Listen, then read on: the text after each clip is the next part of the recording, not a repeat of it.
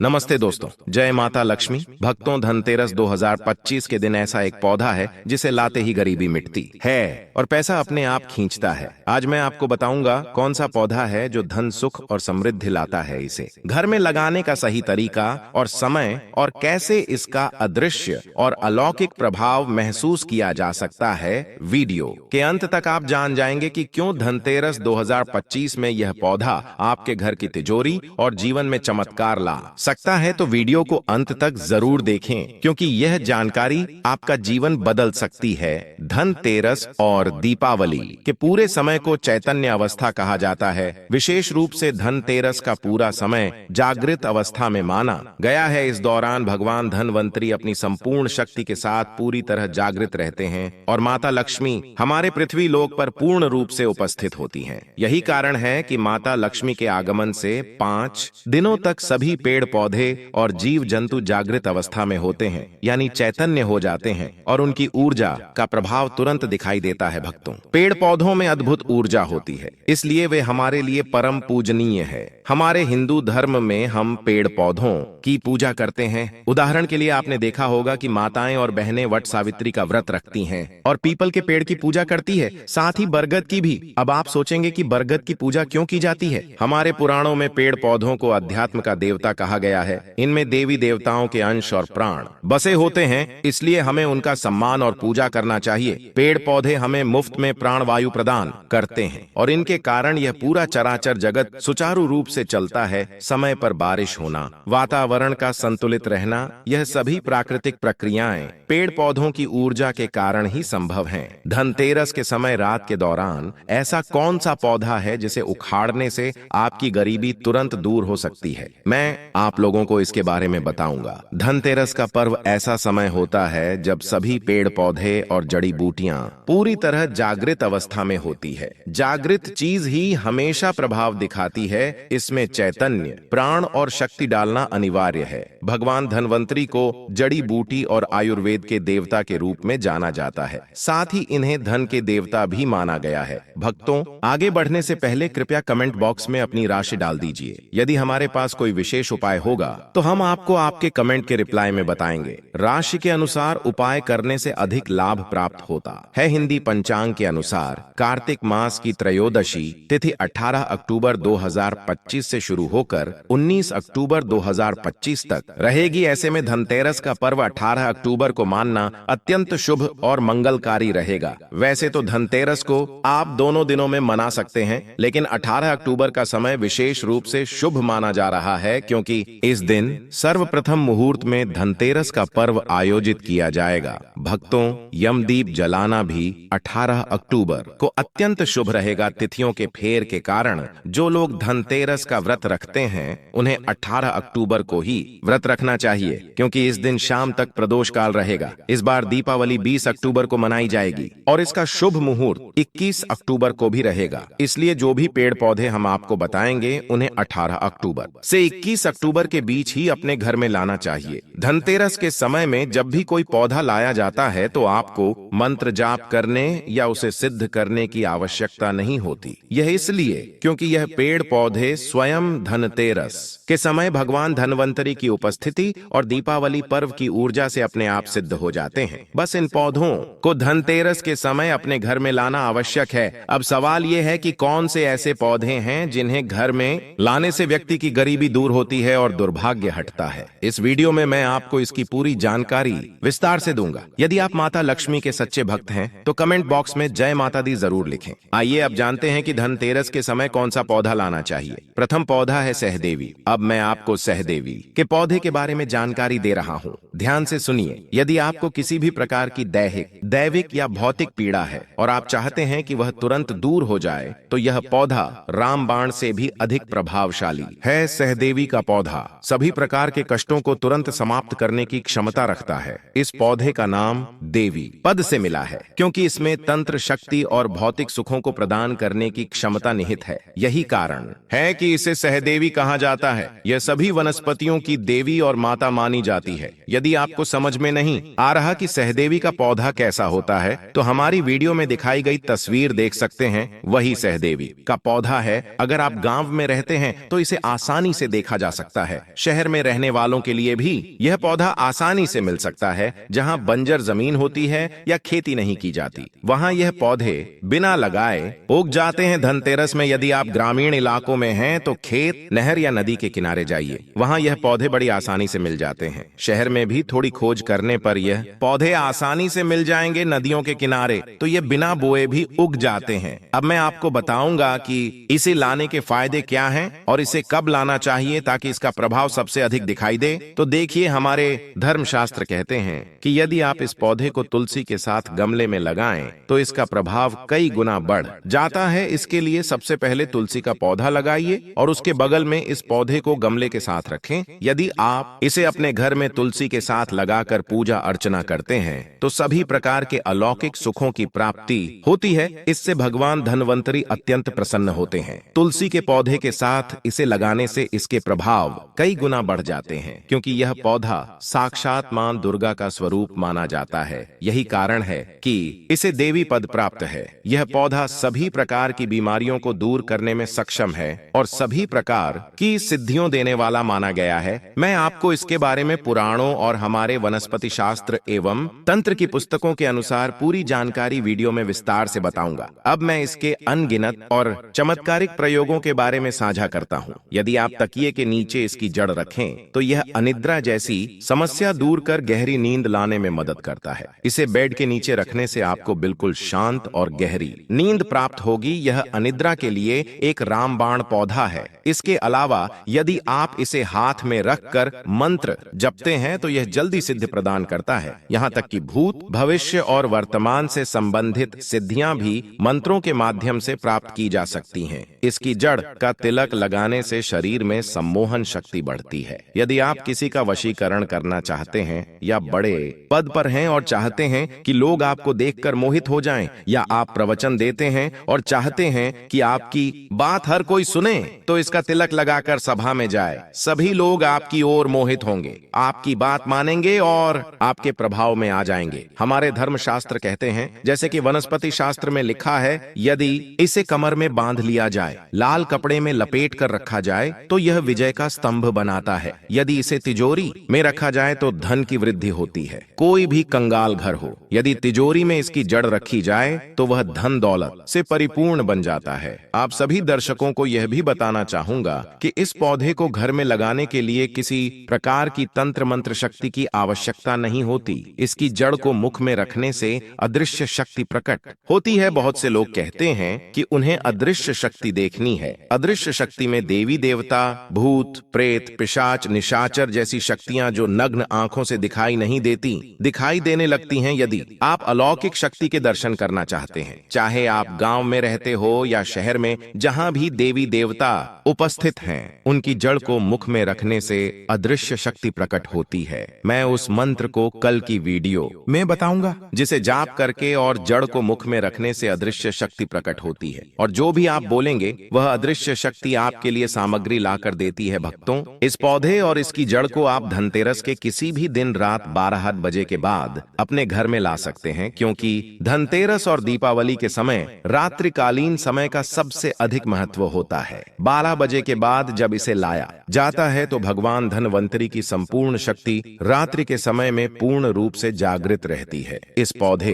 को जड़ सहित उखाड़कर अपने घर में गमले में लगा देना चाहिए। इसे लाते समय आपको बिल्कुल नंगे पैर होना चाहिए। किसी भी प्रकार की खड़ाऊ, चप्पल या जूते पहनकर नहीं जाना है। अब बात करते हैं दूसरे पौधे की। ध्यान से सुनिए। यह पौधा विष्णुकांता के नाम से जाना जाता है और कई लोग इसे अपराजिता भी कहते हैं। ब्रह्मदेव ने सृष्टि के निर्माण के समय सर्वप्रथम इस पौधे को उत्पन्न किया था। भगवान श्री हरि विष्णु जी ने इस पर वास किया था, इसलिए इसे विशेष प्रकार की ऊर्जा प्राप्त हुई है। ज्ञानी लोग इसे विष्णुकांता के नाम से जानने लगे। इसे अपराजिता इसलिए कहा जाता है क्योंकि इसके गुण ही आपको शत्रु से हमेशा अपराजित रखते हैं और कभी पराजय नहीं होने देते। यदि यह पौधा घर में लगाया जाए तो यह कई प्रकार की अलौकिक और चमत्कारिक शक्तियां प्रदान करता है। इसे मुख में दबाकर यदि आप शत्रु से लड़ने जाते हैं, जैसे कि सेना वर्ग के लोग या किसी अन्य परिस्थिति में, तो तो यह शत्रु को पराजित कर देता है। यदि कोई शत्रु अनावश्यक तंत्र या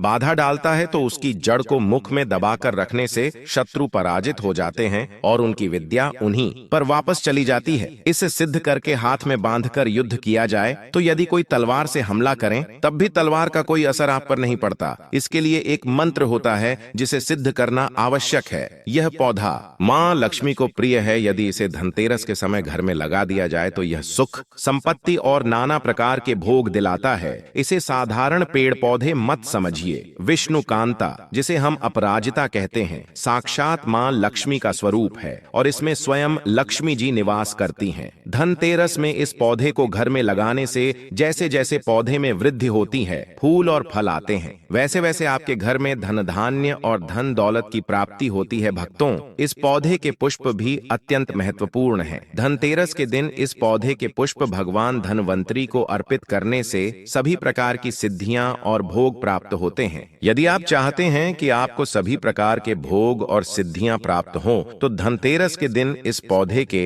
सफेद पुष्प भगवान धनवंतरी को चढ़ा दीजिए। हम 101% गारंटी देते हैं कि इसके पुष्प चढ़ाने के बाद भगवान धनवंतरी आपसे प्रसन्न होंगे और आपको सभी प्रकार के अलौकिक सुख प्रदान करेंगे तथा आपके सभी मनोरथ पूर्ण होंगे। सभी प्रकार की आपकी कामनाएं इस पौधे के माध्यम से सिद्ध होंगी। यह पौधा धनतेरस में सूर्य उदय से पहले लाना आवश्यक होता है, क्योंकि धनतेरस के समय इसे सूर्य उदय से पहले लाने का विशेष विधान है। आज की इस वीडियो में हमने 2 चमत्कारी पौधों की जानकारी दी है जिन्हें आप धनतेरस के किसी भी दिन अपने घर ला सकते हैं। इन दोनों पौधों को लाने से पहले उन्हें अक्षत और धूप दिखाकर प्रार्थना करनी चाहिए, जैसे कि हे महाराज, मैं आपको इस कार्य हेतु अपने साथ ले जाने आया हूँ, या हे देवी माता, मैं आपको इस कार्य के लिए ले आया हूँ। यदि आपकी गरीबी नहीं मिटी है तो आप यही प्रार्थना बोल सकते हैं। भक्तों, यदि आप चाहते हैं कि आपके घर में सुख, संपत्ति, धन और वैभव की प्राप्ति हो तो इस पौधे को लेकर बोल सकते हैं, हे वृक्ष या औषधि महाराज, हे धनवंतरी भगवान या हे माता, मैं आपको अपने घर में अलौकिक सुखों की प्राप्ति हेतु ले जाने आया हूँ। इस प्रकार प्रार्थना करते हुए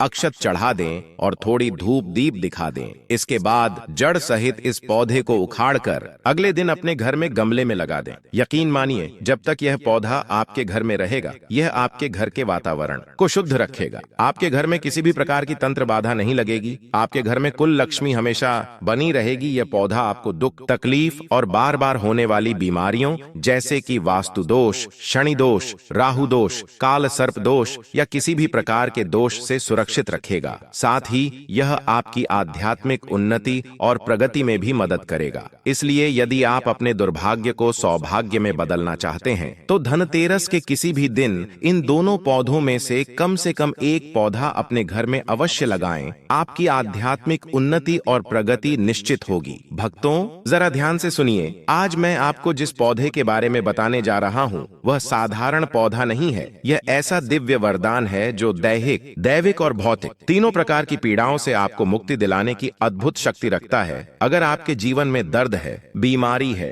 तनाव है या कोई अदृश्य बाधा बार बार सामने आ जाती है तो यह पौधा रामबाण से भी अधिक प्रभावशाली सिद्ध हो सकता है। यह है सहदेवी का पौधा। नाम सुनते ही मन में श्रद्धा का भाव जाग उठता है। देवी शब्द अपने आप में पवित्रता, ऊर्जा और मातृत्व का प्रतीक है। इस पौधे को सहदेवी इसलिए कहा जाता है क्योंकि इसमें देवी शक्ति का वास माना गया है। इसे सभी वनस्पतियों की माता भी कहा गया है। इसकी ऊर्जा इतनी प्रबल होती है कि यह तुरंत कष्टों को दूर करने की क्षमता रखती है। बहुत से लोग सोचते हैं कि सहदेवी का पौधा कैसा दिखता है। तो भक्तों, यह एक छोटा हरा पौधा होता है जिसकी पत्तियों में एक अलग ही आभा होती है। अगर आप गांव में रहते हैं तो इसे आसानी से खेतों, नहरों या बंजर जमीनों के किनारे देख सकते हैं। यह बिना किसी विशेष देखभाल के अपने आप उग आता है। वहीं शहरों में रहने वाले लोग भी इसे थोड़ा खोजने पर आसानी से पा सकते हैं। कई बार यह पौधा नदियों के किनारे या खुले मैदानों में अपने आप उग जाता है।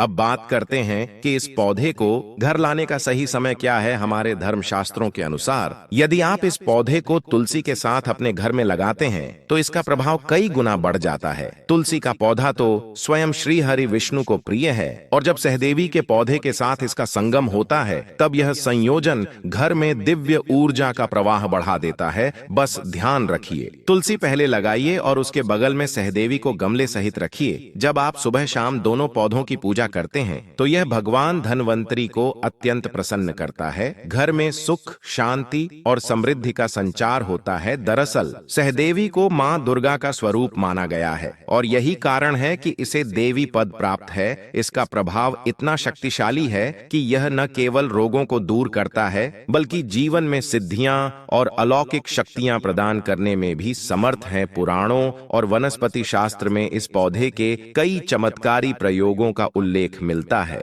अगर आप अनिद्रा से परेशान हैं, रातों को नींद नहीं आती, मन बेचैन रहता है, तो बस एक छोटा सा उपाय कीजिए। सहदेवी की जड़ को अपने तकिए के नीचे रखकर सो जाइए। कहते हैं यह उपाय गहरी और शांत नींद दिलाने में मदद करता है। यह पौधा मन और मस्तिष्क को शांत करता है। अगर आप किसी मंत्र का जप करते हैं और चाहते हैं कि वह जल्दी सिद्ध हो तो इस पौधे की जड़ हाथ में रखकर जप करें। यह मंत्र की शक्ति को कई गुना बढ़ा देता है। यहाँ तक कि भूत, भविष्य और वर्तमान से संबंधित ज्ञान भी इसी माध्यम से प्राप्त किया जा सकता है। एक और बड़ा रहस्य, अगर आप किसी सभा में जा रहे हैं, किसी इंटरव्यू, प्रवचन या ऐसी जगह जहां आपको लोगों का ध्यान आकर्षित करना है, तो इसकी जड़ का तिलक लगाकर जाइए। मान्यता है कि इससे आपके भीतर एक चुंबकीय आकर्षण पैदा होता है। लोग आपकी बातों से मोहित हो जाते हैं। धर्मशास्त्रों में कहा गया है कि यदि इस पौधे की जड़ को लाल कपड़े में लपेटकर कमर में बांधा जाए तो यह विजय का प्रतीक बन जाती है। किसी भी प्रकार की बाधा या शत्रु के सामने विजय सुनिश्चित होती है।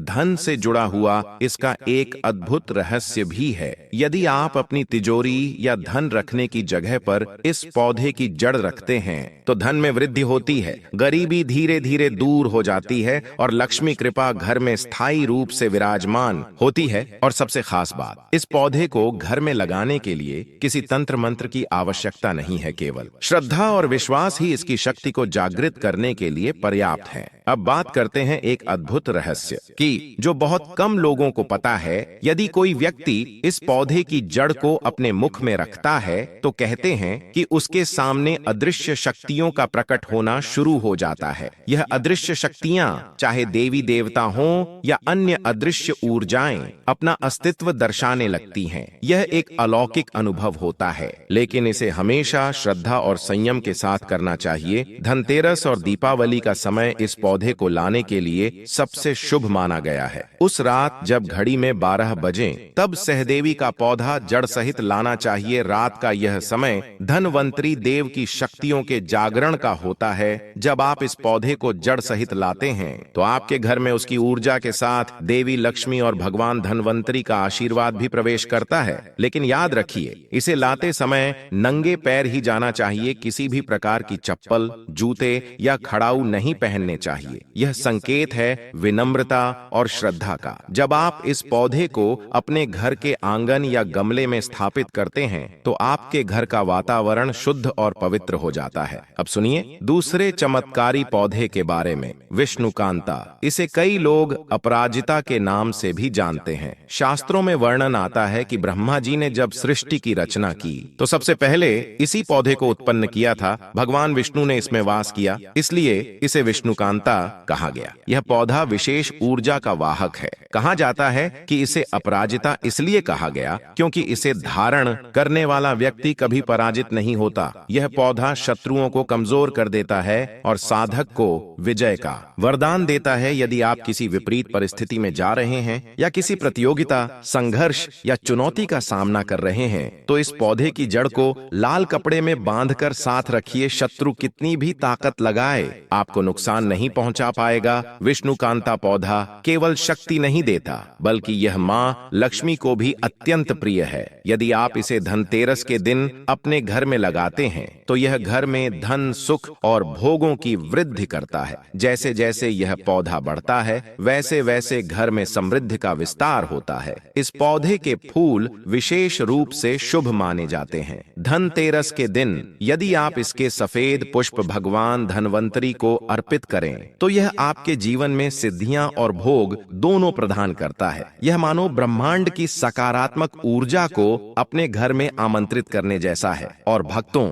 यह बात केवल मान्यता नहीं बल्कि अनुभूत सत्य है। जब आप किसी पौधे को श्रद्धा से लाते हैं तो वह केवल वनस्पति नहीं रहता, वह आपके जीवन जीवन का एक आध्यात्मिक साथी बन जाता है। सहदेवी और विष्णुकांता दोनों ही पौधे देवी और देवता की उपस्थिति का प्रतीक है। इन दोनों को घर में स्थापित करने से न केवल आर्थिक समृद्धि आती है, बल्कि मानसिक शांति और आत्मिक उन्नति भी प्राप्त होती है। शास्त्रों में कहा गया है कि जब इन पौधों को घर में लाया जाता है तो उन्हें पहले अक्षत, चावल, धूप और दीप दिखाकर प्रणाम करना चाहिए। जैसे आप किसी देवता को अपने घर बुलाते हैं, वैसे ही इन पौधों से भी कहें, हे देवी माता, हे धनवंतरी भगवान, मैं आपको अपने घर के सुख, शांति और समृद्धि के लिए आमंत्रित कर रहा हूँ। यह कहते हुए जड़ सहित पौधे को सावधानी से उखाड़िए और अगले दिन गमले में स्थापित कर दीजिए। जब तक यह पौधा आपके घर में रहेगा, घर में नकारात्मक ऊर्जा का प्रवेश नहीं होगा। किसी भी प्रकार की तंत्र बाधा, नजर दोष या वास्तु दोष का असर नहीं होगा। यह आपके घर को एक सुरक्षात्मक ऊर्जा कवच प्रदान करता है।